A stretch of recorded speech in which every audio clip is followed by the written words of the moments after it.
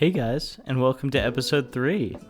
I just wanted to express my extreme gratitude to everybody listening right now. You've stuck around for 3 episodes. This is a huge milestone. I'm blown away. I'm blown away by your support. So I just wanted to thank you all so much. And yeah, so let's take care of business real quick. Right now, you're listening to a lo-fi hip-hop beat by a friend of a friend named Jack Calby. You can find his YouTube by searching Jack Calby, and this is specifically from his first released stream, if you would call it that, called Lo-Fi Bird Feeder Beats to Chill Work Study Vibe 2. Yeah, it's got, these great self-recorded lo-fi beats. My friend Kyle, who will be on the podcast at some point, has a song where he has some saxophone samples in that song.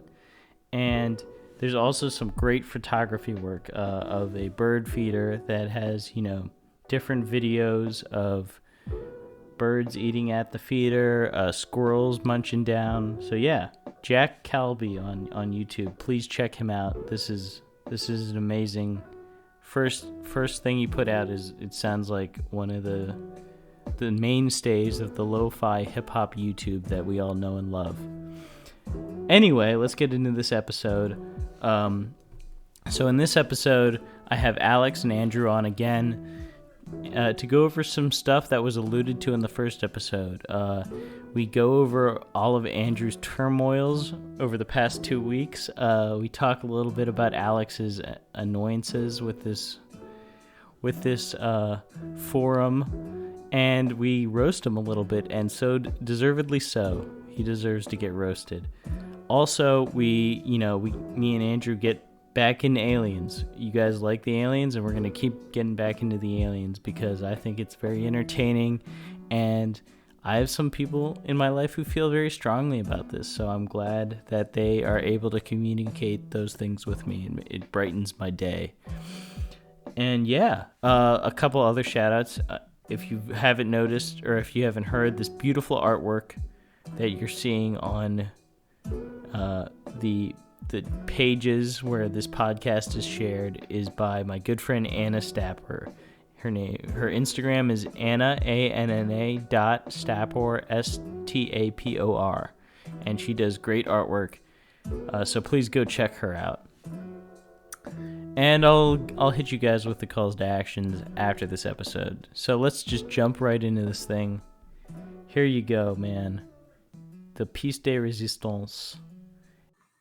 And we're here. Welcome everybody to episode 3. Yay! Yay.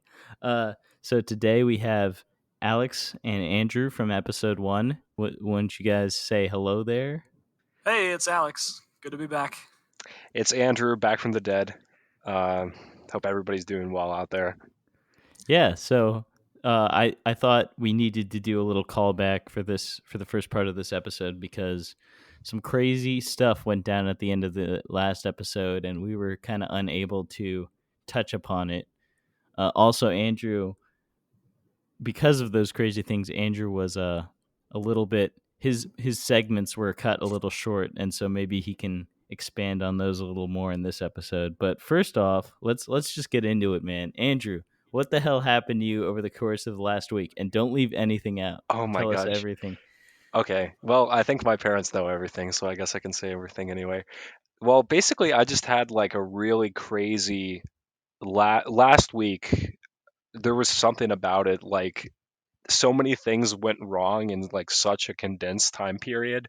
Like starters, I let's back it up a little bit to we recorded the podcast on Saturday, and on about Thursday afternoon, I don't know if you guys have ever like had that moment where you feel yourself getting sick like the night before you like it's official you're sick.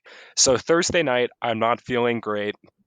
I'm like, well, I mean, it could be a couple different things. I could be just, it could be a cold. I could be under the weather. I mean, obviously, with the whole pandemic situation, I was thinking about that. So then Friday, I call up my doctor, and we do, like a quick 30-minute Zoom call where I share some symptoms, and they said that a couple of the ones that I had listed, you know, were were common with COVID-19. And Do at you this remember what those were? Which ones exactly? at the time, I was feeling like I had a bit of chills. I also had a pretty significant fever Thursday, Friday. I never got like an actual temperature reading on it. Just general like a bit of nausea as well, but I didn't really have any sort of like breath issues or anything, like no shortness of breath, which is good. But anyway, I go and I take the test, and at first I was terrified when I was taking the test because from what I had heard, the first round of testing that they did is it was this really painful tube that they basically shoved as far back in your nostril cavity as they could have and just held it there for a moment.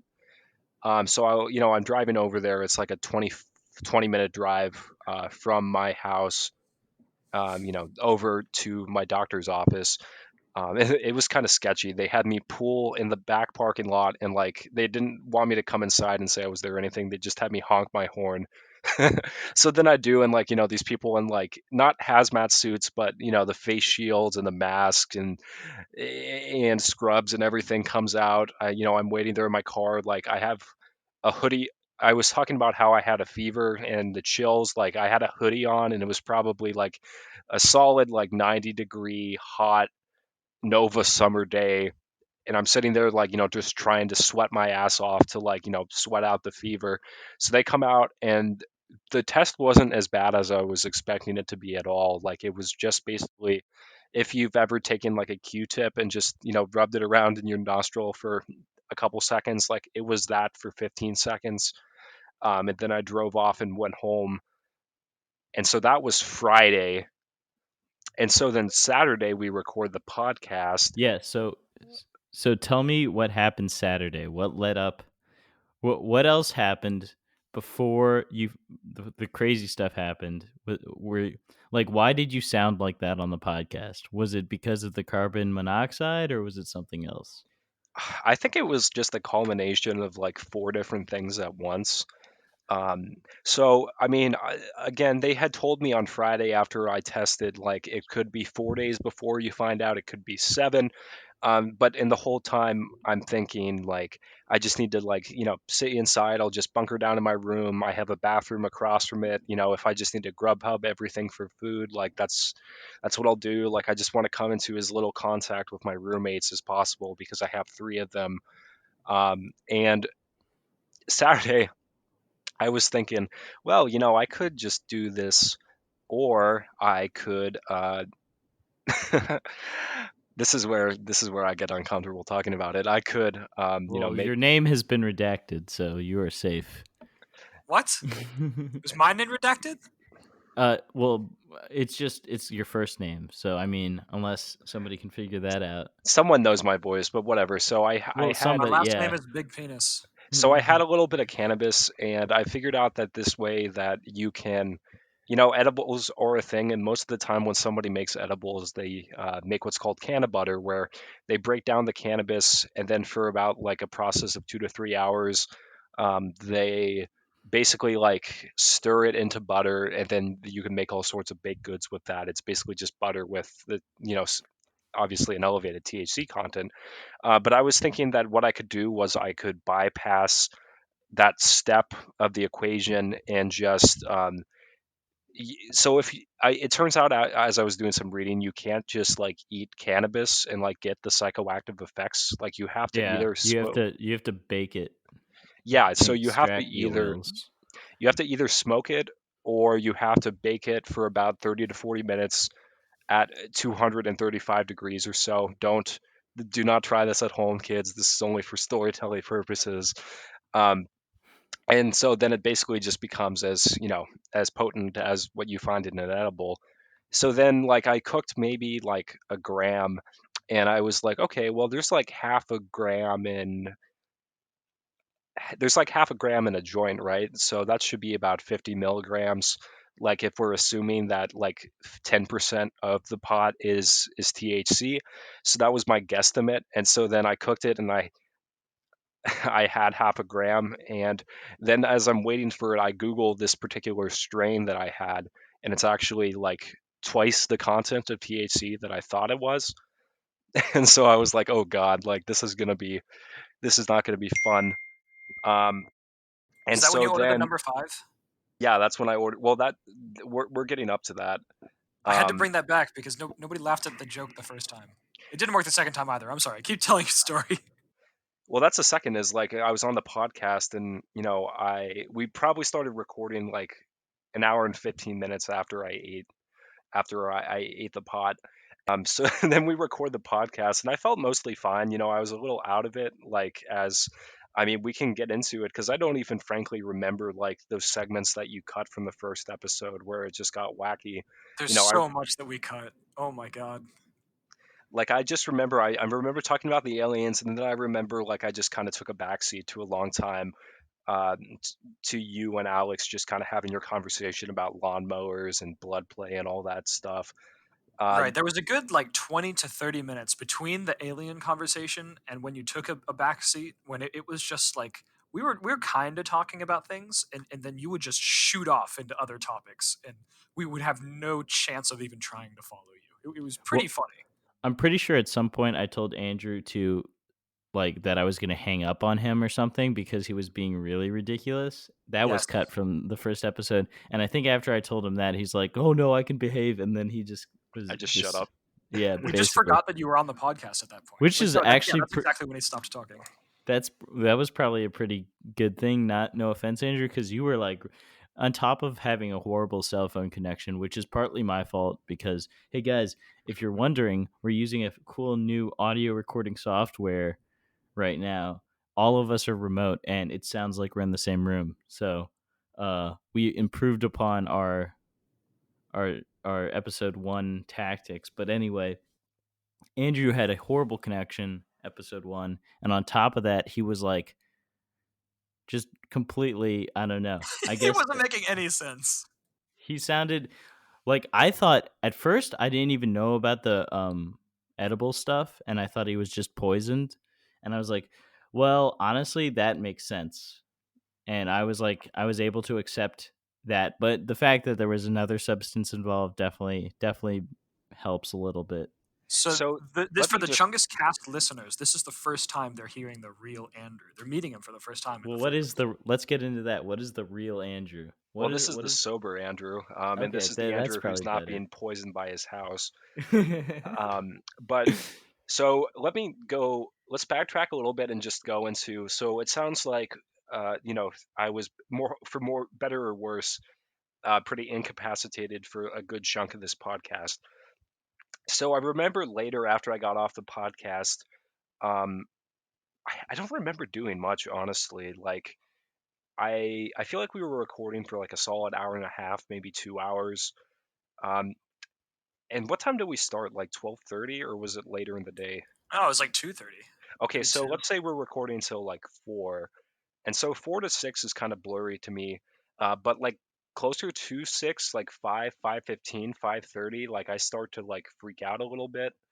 Um, and there's like a million things going through my mind. At one point, um, I actually like thought that I was reading my roommate's minds, and I was like, okay, this is something really bad. Explain Oh this. my How god. did you? How could you possibly think that? This is gonna somehow turn into more alien shit. No, it Did was. you? What time was this? This was probably like 5:15, 5:30. So we were done recording. Oh, we were well past recording, and I Okay. was just trying to go on my merry way and just ride out, the cannabis.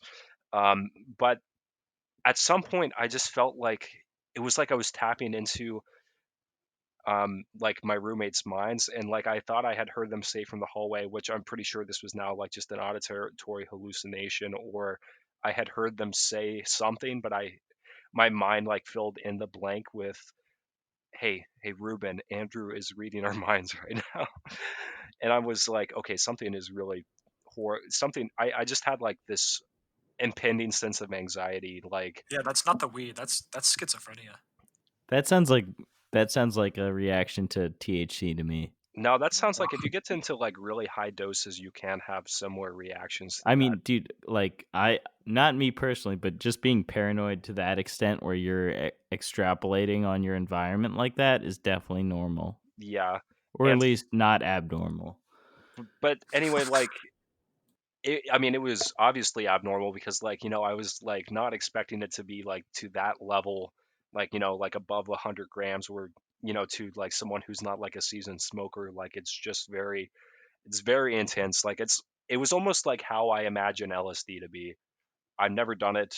I don't really plan on doing it because, like, it's bad enough that I'm fooling around with this stuff. But um, and then I remember I go out, my roommate had made me a steak, so I started eating the steak, and I was like, okay, please, like, maybe me digesting this will help all this go away. But then I get back to my room, and I think, there's a couple of things that could be going on here. This could just be the pot, or this could be the fact that about a month ago, the carbon monoxide alarm that's outside my bedroom had basically malfunctioned, and that was really late at night. That was probably about midnight, and we had the fire department come out, and they said, well, it's not going off, you don't have carbon monoxide, excuse me, in your house, but this monitor is dying. And so we were kind of negligent about getting a new one, and so that's when I thought there's something that could be it. Like, I know that, because I'm a really big, I love reading about, like, just creepy stuff that happens to people on the internet. And I know that a lot of the times when people are having just these really bizarre experiences, like they think they see ghosts in the house, they're hearing things, they're finding notes that they ended up writing, but they forgot about it. A lot of the times, those are symptoms of CO poisoning. So then I thought, well, that's what this could be. So then at that point, I was like, you know what, I should call 911 and just get this situated. Like, whatever the consequences are, like, I'll deal with them. And so then what happened is it was like a three-stage thing. Like, they sent, like, first like an ambulance and a squad car to sort of do a welfare check. Side note, I don't know why the police do welfare checks, because has that ever made someone calmer? Like, to have the police come.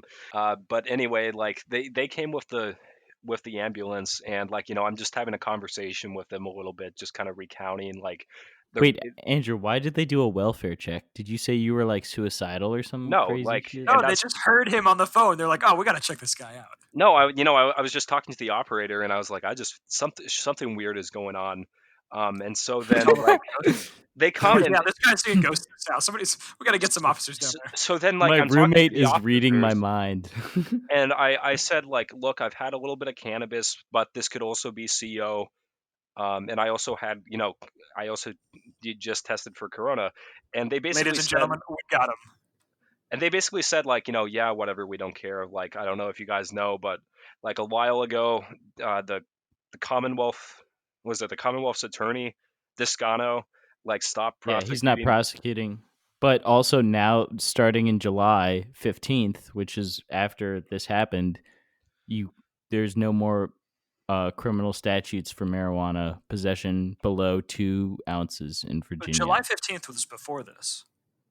Yes. So now there's no. So when this happened, Andrew could only be given a civil fine if they found like less than 2 ounces in his house of $25. A good thing he ate it all.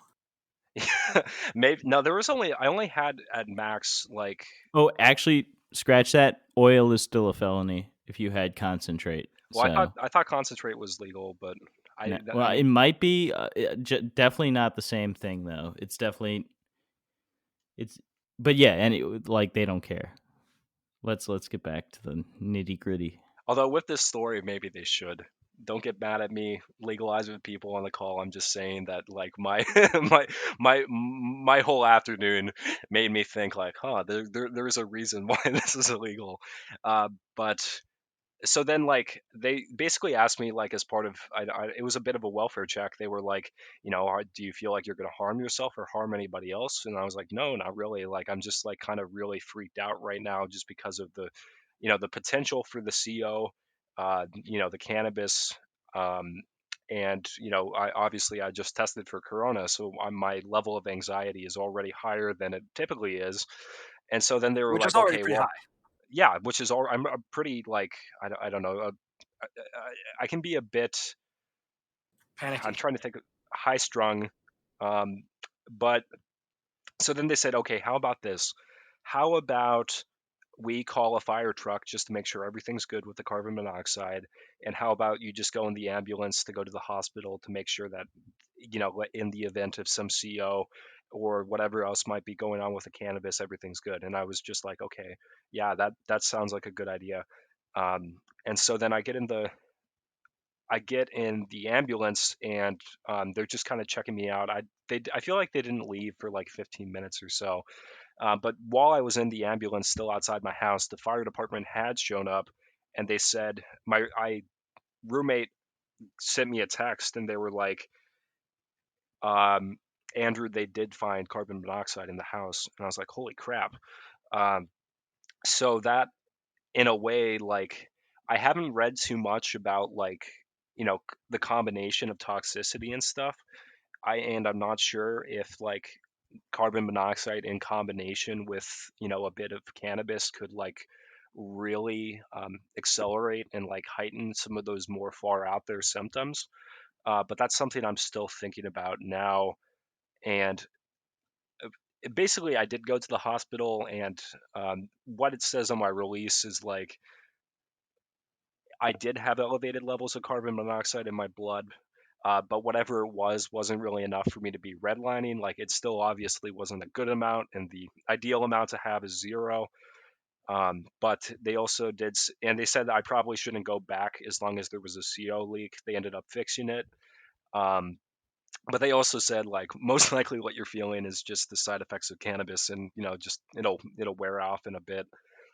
So the whole Saturday was just like this fun little experiment in anxiety and like different things going wrong. What were you hallucinating about besides the mind reading? I just had like this great sense of paranoia that like there it was like 20 seconds were gonna go by and then like a nuke was gonna go off or something. Were you paranoid that you accidentally told the cops that you did cannabis? Because I hate to break it to you, but that was real. No, I didn't care about that at all. I mean, as soon as I admitted it because I had known like a bit of the legal background, so it's not like I was too worried about like what the consequences of that would be. I just figured that in the end, I mean, obviously, this is this is just growing up with my perspective in a very well-to-do, primarily, white, rich, area. Like, just be as candid as you can with police officers. They're there to help you, which I don't know if those are things I still agree with at a systematic level. By that point, I had realized that like everything's going to be fine. I'm just freaking out a little bit. And that's frankly how I felt like from the point that like the paramedics showed up through the hospital.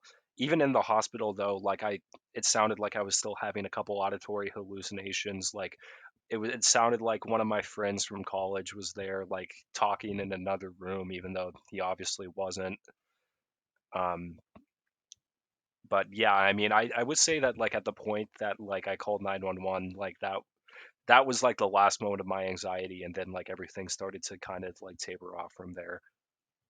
And let's get into in a series of unfortunate events, as they usually do occur for Andrew in bunches. What occurred after you got like cleared from the hospital to leave? So then that was, I left the hospital Saturday night, and then on Tuesday morning, keeping in mind that I'm still trying to quarantine, but like I did end up going and sleeping in my parents' house Saturday night because I was still worried about the CEO, even though the fire department plugged it. Um, Tuesday, I get an email that's like, you have a new message on your patient portal. and then I on for for my doctor's visit. So then I log onto the patient portal and they say, please give us a call immediately. So I'm like, okay, this is obviously the COVID results. So then I call them and I'm on hold for like 7 minutes, which is like a gigantic amount of time. Like when I'm, freaking out about, all the things that had happened with, uh, all the things that had happened on Saturday and, just the fear of having the COVID. So eventually, a nurse comes on and she's like, Andrew, you did test positive.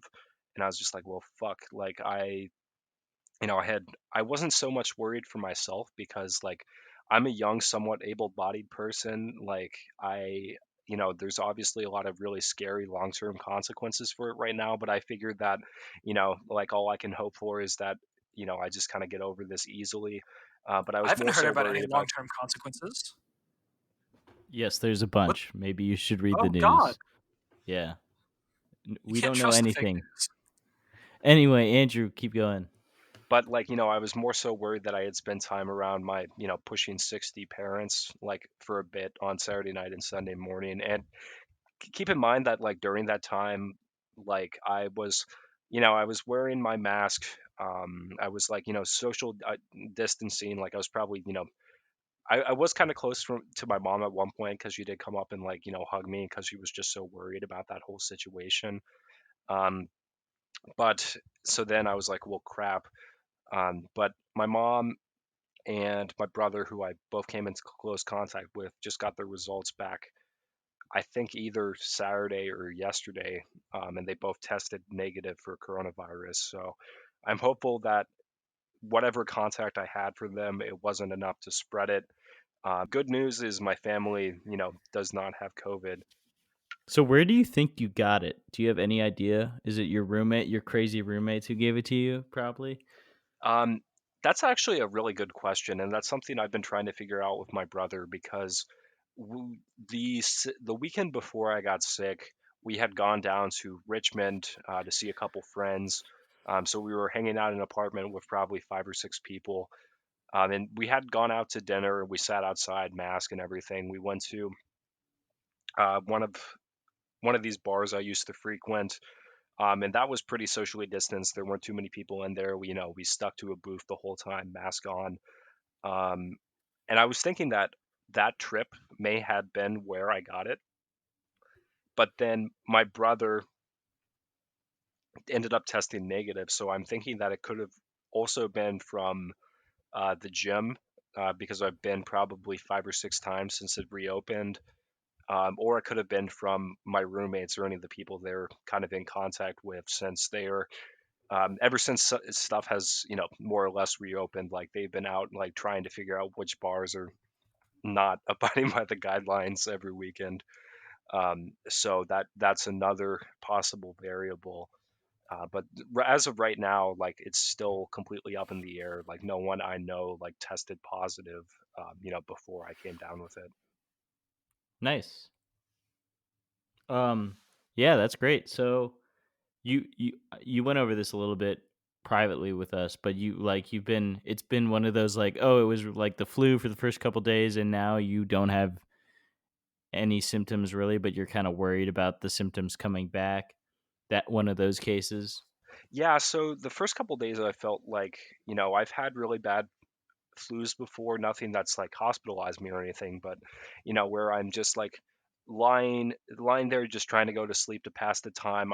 Like my body is freezing, so I'm all bundled up in layers. Like I have my heaviest winter comforter. And that was sort of like Thursday night, Friday. Honestly, by Saturday, I felt a lot better, but I still have noticed I've had a lot of congestion recently, and I kind of do wake up and I feel a little bit off like each morning. Like I'm I don't know, like I think that my body is still kind of fighting it residually because like I'm always dehydrated and I always just feel a little off when I wake up. But like now, like I feel as normal as I would And you've it's before only this been happened. like a less than a week. So even like a common cold, you're not going to fight that off in a week like completely. Yeah, and So that's and good.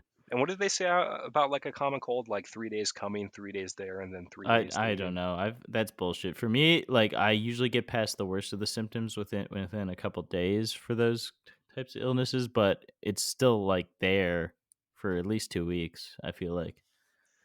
Or like 10 days or so. Like it always Yeah. seems to go double digits, but I I don't know what I am concerned about is I was reading this paper yesterday um, that was saying that in some patients what they've seen is like they have pretty mild symptoms and then there's like a resurgence of really severe ones.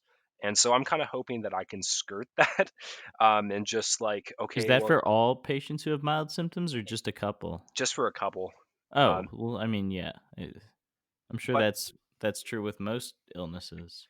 And there's so much we don't know about this. Like, obviously, we've had coronaviruses before, and that's why we're so close to a vaccine, is because, it's kind of like a game of Mad Libs. Like, you just have the one coronavirus and you just replace it with, SARS CoV-2 or whichever this particular strain is.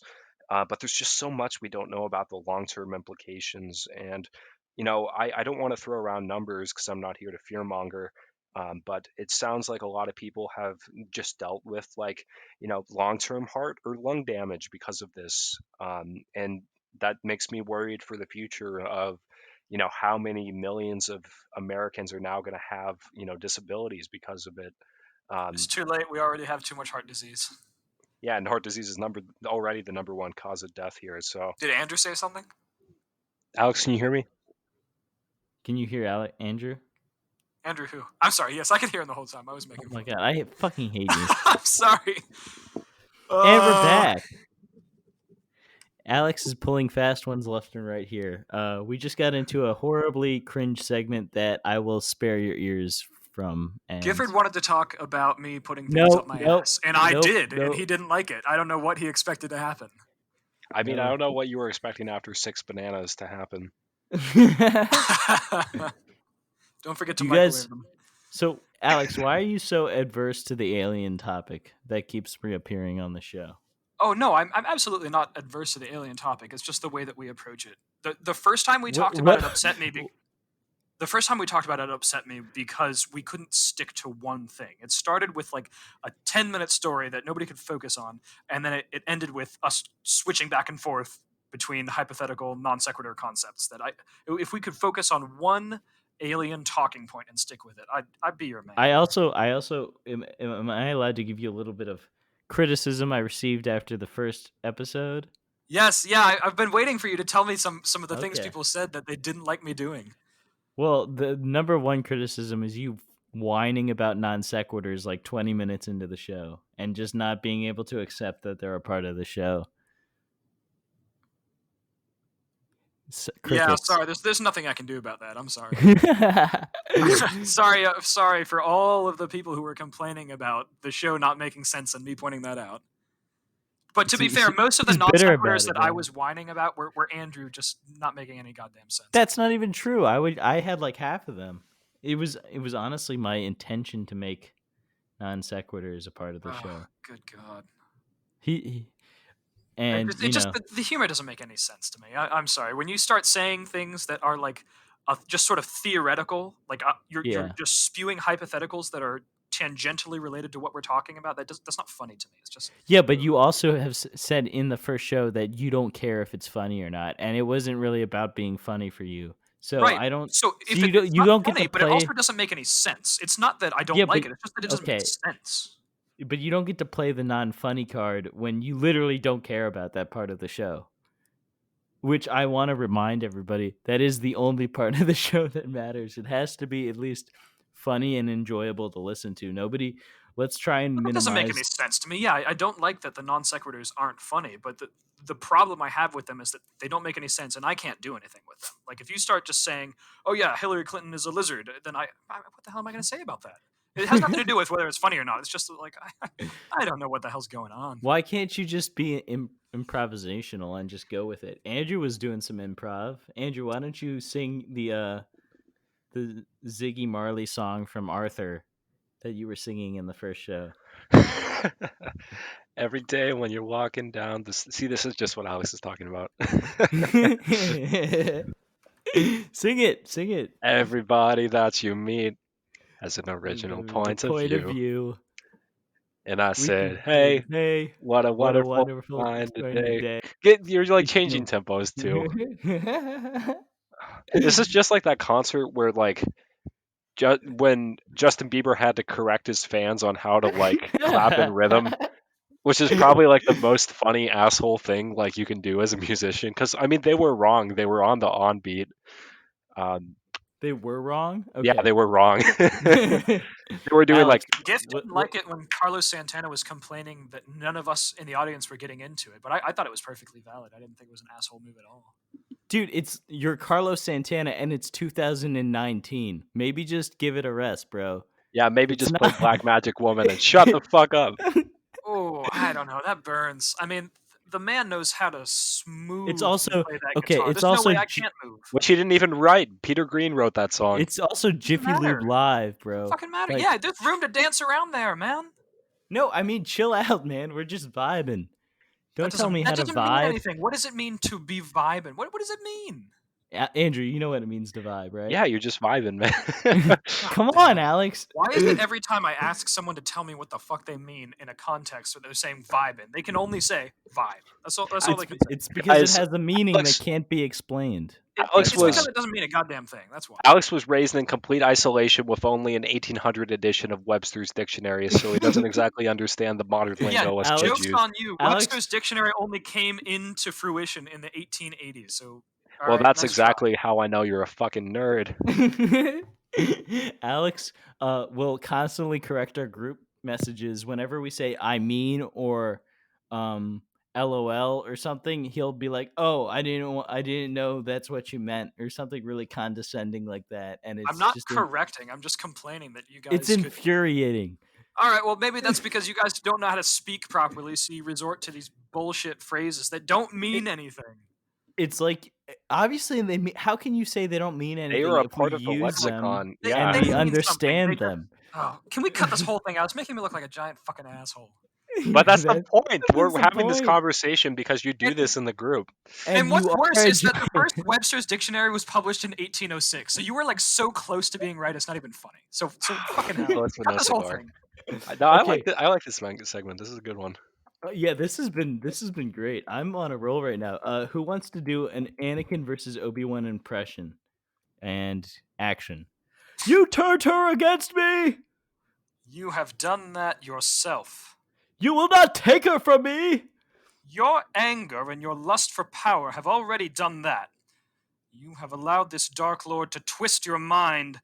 Until now, you have become the very thing you swore to destroy. Don't lecture me, Obi-Wan. I see through your lies of the Jedi. I do not fear the dark side as you do. I have brought peace, freedom, justice, and security to my new empire. Your new empire? Don't make me kill you. Anakin, my allegiance is to the Republic, to democracy! If you're not with me, then you are my enemy. Only a Sith deals in absolutes. I will do what I must. You will try. All right, Juilliard, if you're listening, my PayPal is Gifford Hampshire at paypal.org. I don't actually know. That's my PayPal. Mine's Foxander_S at yahoo.com. Go ahead and shoot me a little something. Mine Ooh. is BBC Lever 300. I Wait, love the BBC. I love The Crown. That's a great show. Wait, what's the second part of that? Oh, Lover. Oh, okay. Well, if you guys listened to the first episode or the second episode, the Black Hat Basketball Conference, that's also the BBC. So maybe you love that as well. Yeah, I do love drinking and I do love me some basketball. So I can't wait to go get back into that episode That because was a funny story. I liked listening to that. there was a second part that I wasn't unaware of involving tequila, and I won't spoil it. But let's just say it's hilarious. It's like Animal House level of college humor. All right, I gotta go. Seriously. Sayonara Sailor. By Alex. Cool. All right. Now that the Dennis the Menace is gone, why don't we get into aliens? Okay. I liked how on episode 2 you guys seem to bring I back think this this should be a topic. reoccurring topic. Like, there's just so much material, you know. There really is, and I'm glad that Connor brought up George Knapp and all that stuff about craps. Like I actually didn't know about that, or I guess I hadn't heard the Joe Rogan where he was on it, so that was really interesting to me. Um, and I think that we talked a little bit earlier about how if we're going to talk about aliens, like we should stick to one facet like per episode, and like then break it down instead of just like jumping, and extrapolating from that to the most ridiculous conclusion. Um, Mm-hmm. and I guess what we could do for that is I actually have been doing a little bit of homework Ooh, since the last episode and since episode 2. I've been watching this one show called Unidentified on History Channel. why are Um, all the alien shows on History Channel? Doesn't really make much sense, does it? Like, I don't know, like they if should be on alternative History Channel or something. well, that's the thing is like I wonder who funds the History Channel because I feel like if it was It's like George PB, Soros. it's someone trying to destroy Western values and bastardize our culture. Because yeah, like think about like it's how like TLC used to be like PBS and used to be publicly funded, and now all the programming is like 2,000 pound sisters. Like History Channel at one point, I'm sure used to actually have documentaries on like the Civil War and stuff, but now it's like ancient aliens, like what who built the pyramids, man? Like it's just like the kind of stuff that I would have thought of like on my little adventure Saturday. Um, but Well, I don't know if you're prepared for this. This, if you want to directionalize this segment, um, what are your thoughts on the Stonehenge? Do you think that was man-made, or do you think they had help? that's a really good question. I mean, I guess you could apply that to like any level of ancient structures, like the Easter Island heads, or the pyramids, or Machu Picchu, or anything like that. Uh, I think they could have hypothetically done it if they had like levers and pulleys. Um, I do think, however, it's completely possible that there may have been some sort of like ritualistic significance of structures like that. Like I haven't seen it like and paired it up with like a star chart to see like if there's any sort of like constellations that it alignment or certain patterns in the night sky at certain times of year that are in alignment with it. Because that sounds like something the pagans would do. I frankly, Stonehenge, it's impressive, but like just think about how many stones like went into the pyramids. Like I think that if either of them had help, like it would have been the pyramids. Yeah, but the pyramids were just so much later than Stonehenge, I'm pretty sure. I could be wrong. I know the pyramids were ancient, but still, like, Stonehenge was like the dawn of mankind. And not only that, but each stone is not separate.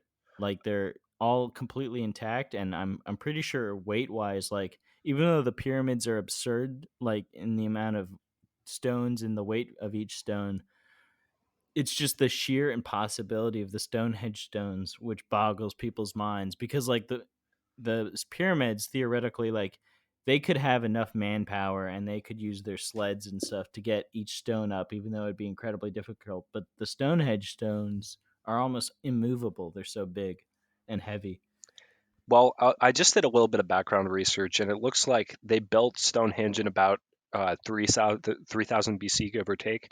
And they're saying right now that historical analysis tells us that the Giza pyramids were built in a span of 85 years between about 2590 and 2504 BC.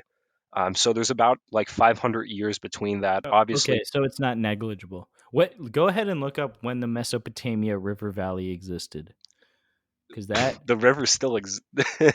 What I do you, mean, do you mean where the when the ancients. Mesopotamian civilization existed? Yeah, exactly, that one. When did Mesopotamia start? It says about 6,000 years ago or about Okay, 4,000 BC.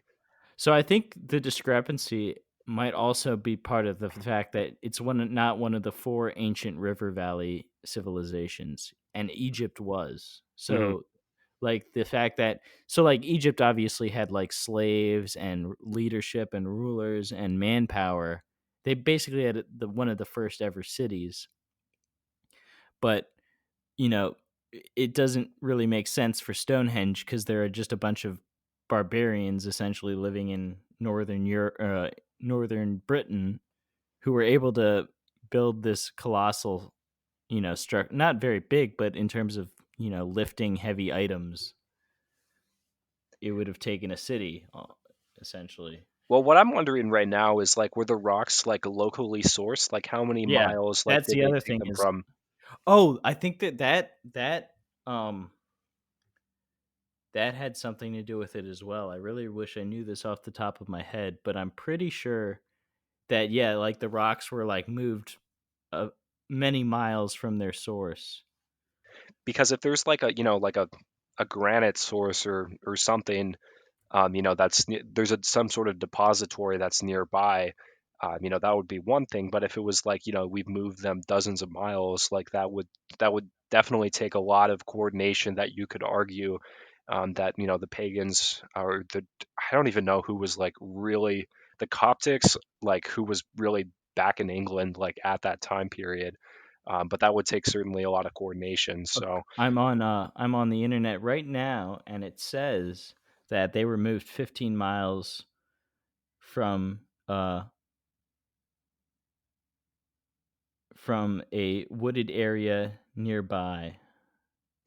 But still, 15 miles, that's no chump change like back in the Yeah. day. Like, when was the wheel invented? Like, like, did they just have like were they just dragging it like that long? Because that would piss me off, like, you I feel come like home. they invented the wheel before ancient Mesopotamia, because that's when agriculture was invented, right?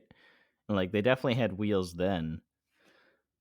Once capitalism comes in the door, oh man, I can't wait to have Kyle Okay, on because so the he. the No, wheel go was ahead. invented 500 years before Stonehenge. Okay, still, have to be a pretty sturdy wheel to carry these things.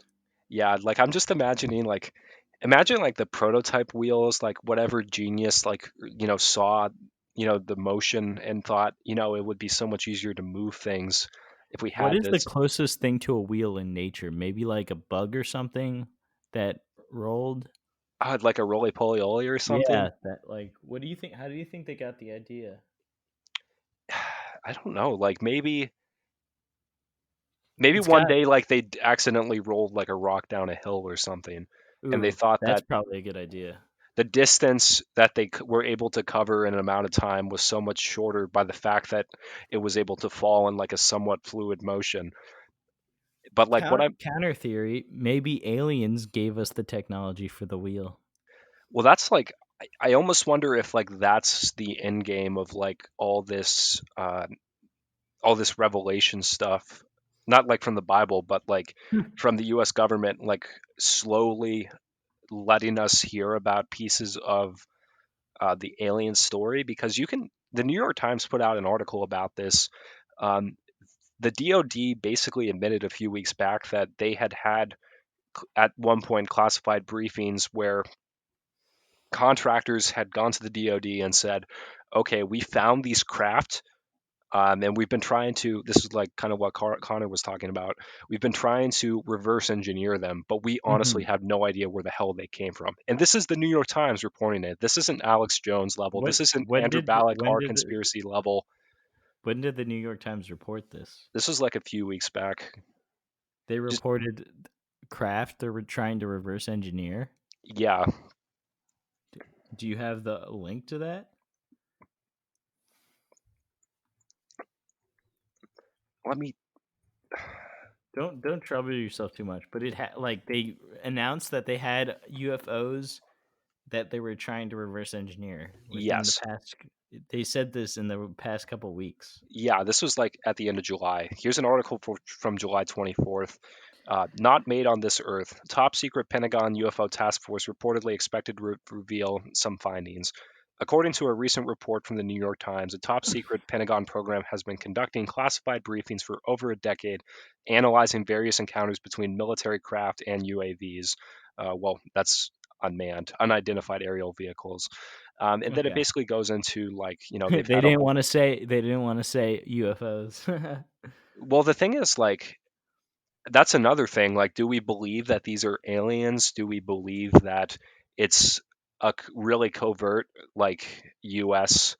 Is it something that like Lockheed Martin Skunk Works or like a really top secret program has been secretly Can I be developing? honest? I totally believe that they're aliens, but I don't believe that if something like that, like we have like a District 9 situation. You've seen that movie, right? Yeah, I'm familiar with the premise. If we had that situation where like we had straight up alien gear in a facility, I don't really buy that we could keep it a secret. Like I think there would be leaks, and there would be leaks to the point where like it would be more than the leaks we have now, where it's just like some like shitty, grayscale photos that have been edited clearly. I feel like we would have way more. The cat would get out of the bag. Well, like, what would we have? Like, would we have a craft? Like, where's the level I where I you? think we would have real pictures of a craft and like some alien language on like the center consoles or whatever.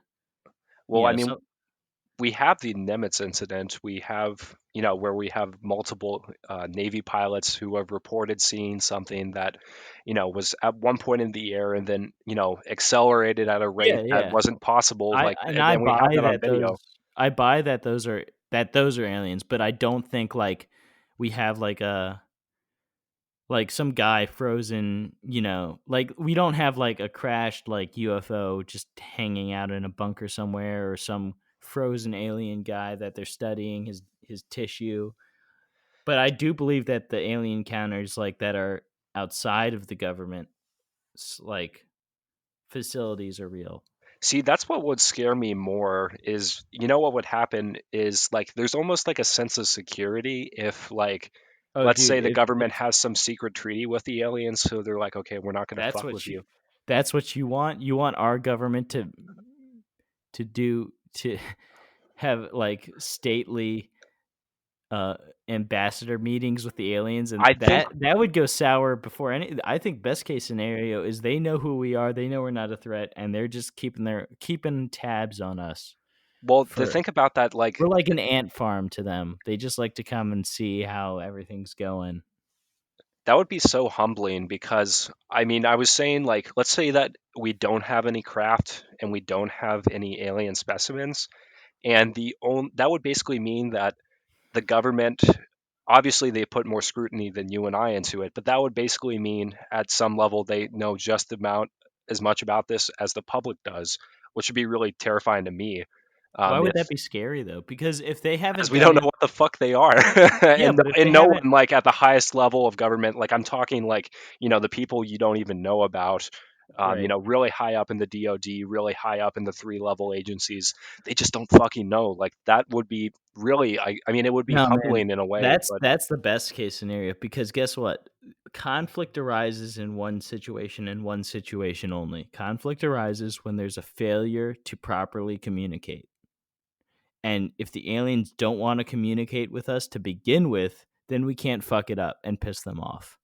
And I think that's the best case scenario.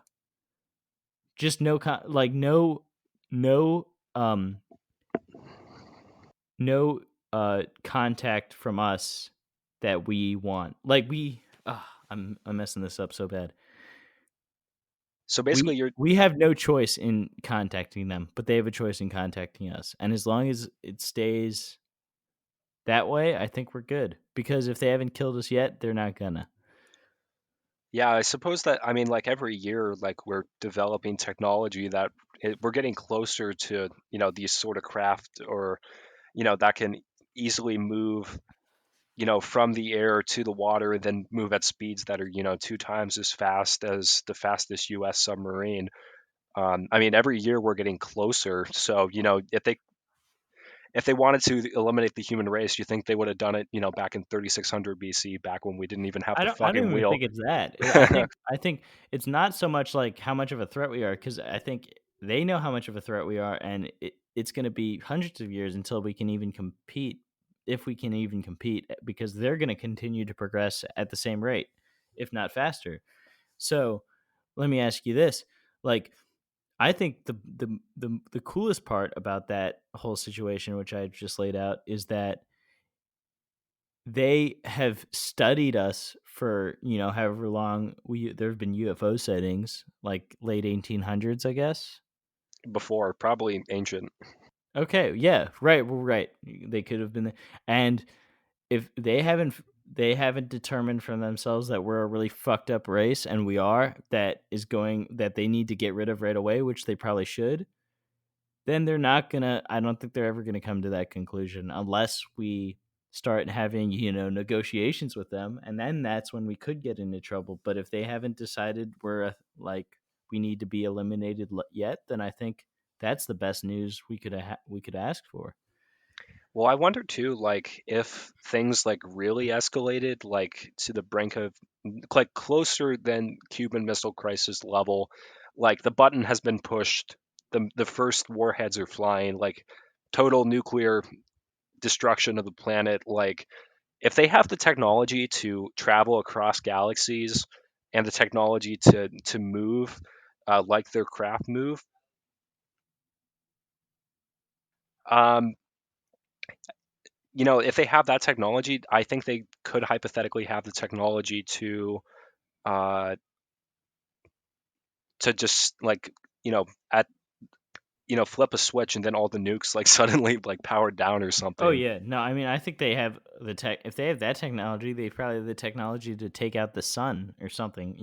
Yeah, But would they do that? I don't know. I mean, part of me like, there's no telling how or what they think about, and they could be benevolent, they could not be, but maybe they would be able to save all the innocent humans and simultaneously make sure that the ones who are guilty of starting a war are just put to death right away. So who knows?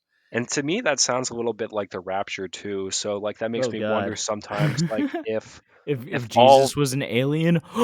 Yeah, well, that's the theory is that like all the Oh ancient religions were shit. actually interactions with these higher beings that people might consider to be angels, but they were really just extraterrestrials.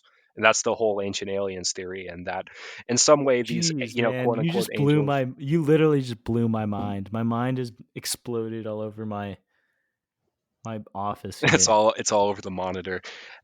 But yeah, that's kind of with a little bit more wackiness. That's kind of the premise of Ancient Aliens, that all these societies kind of evolved and grew religiously, and they all talk about some divine beings. That those are all some form of extraterrestrials, and then that's how it's kind of evolved their modern folklore, and our modern religious text. Um, I obviously I take it all with a grain of salt, but Yeah, right. like there are some things like that. you know, the, we're I mean, it the thing is, makes there's a oh, go ahead. no, no, no. You go.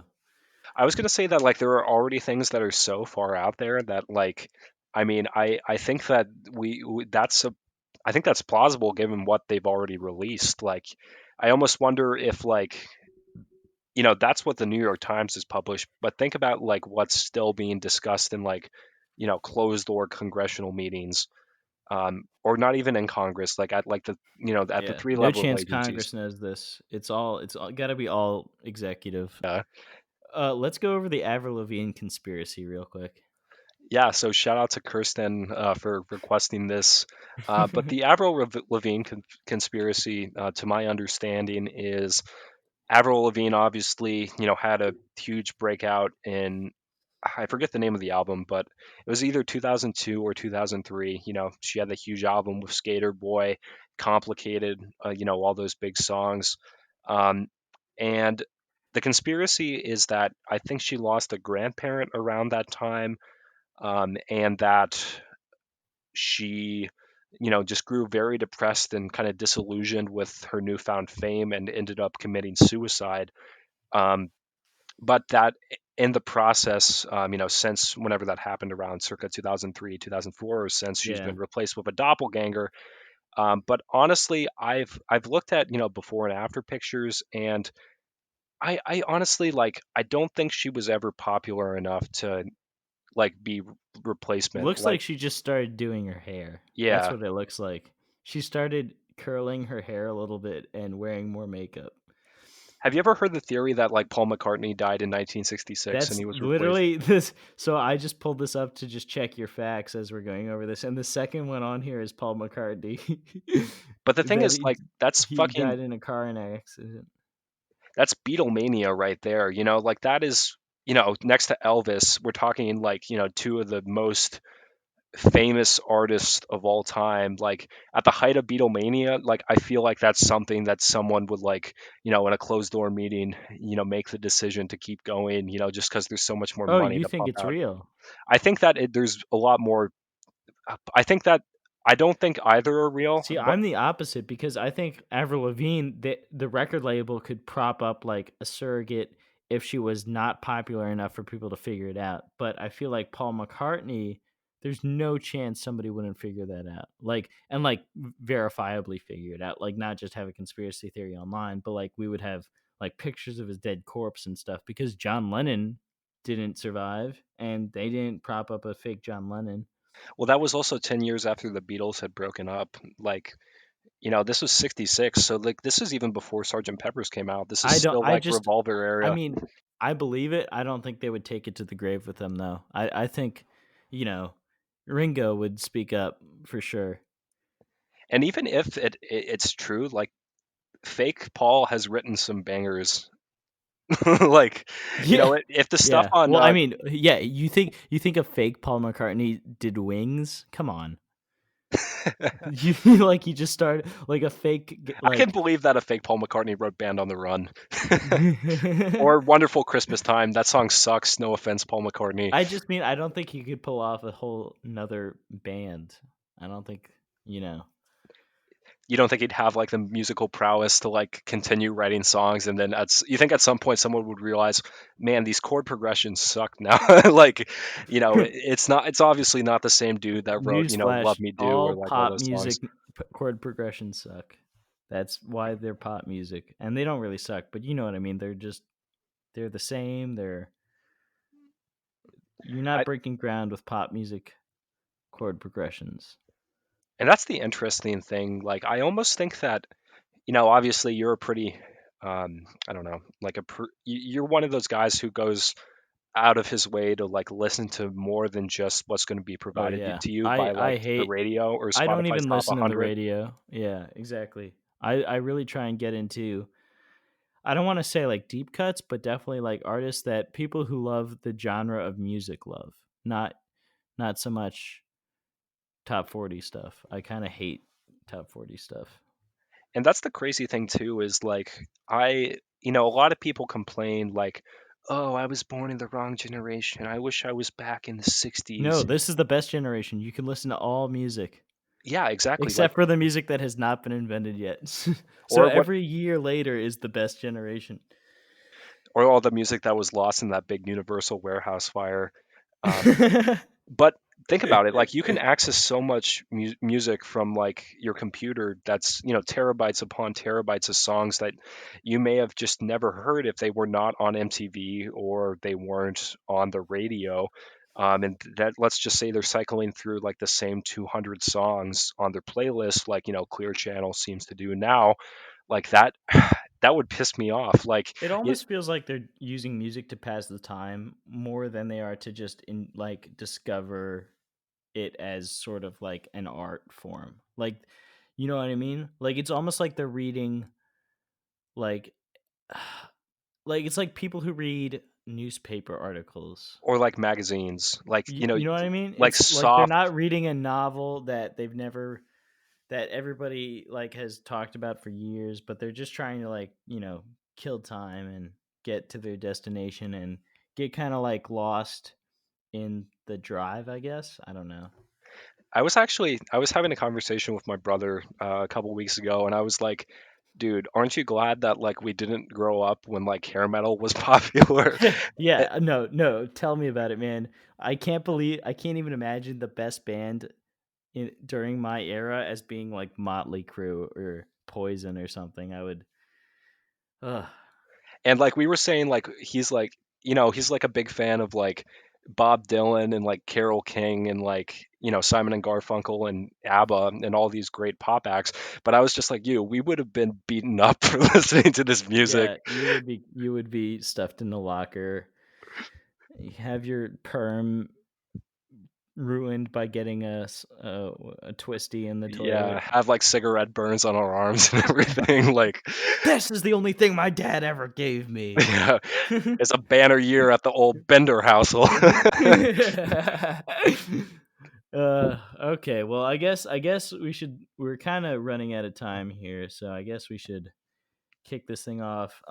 Next time Andrew's on, I want him to go over the James Brown conspiracy. It's not so much a conspiracy anymore because as of February 2020, prosecutors are investigating that his death could have been a murder.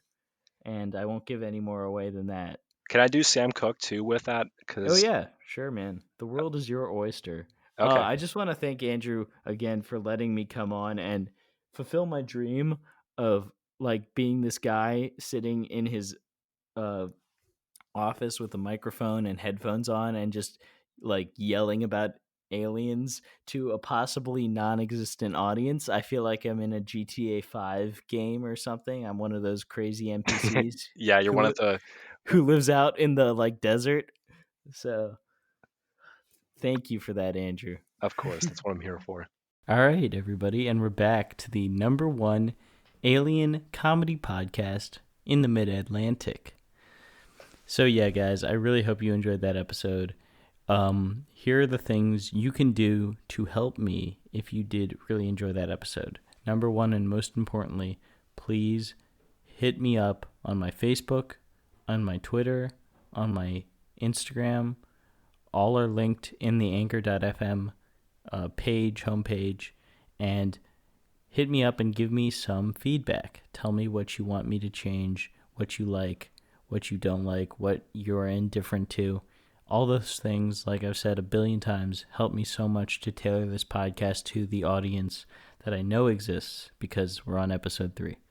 Second, go ahead, no matter where you're listening, be it Apple Podcasts, Spotify Podcasts, Google Podcasts, or Anchor, and give my podcast a favorable review if you're so inclined. Now, if you're not inclined, this goes back to the feedback. Tell me what I have to do to earn a favorable review from you, and I will try my best to do that. Additionally, go ahead and hit that subscribe button no matter what site you're on so you get notifications every time a new episode is published. And yeah, that's about it. You guys have been amazing. I'm sorry I'm promoting this so hard. I just want everybody to listen because this has become a huge passion project of mine. But, the audience will grow. I have faith.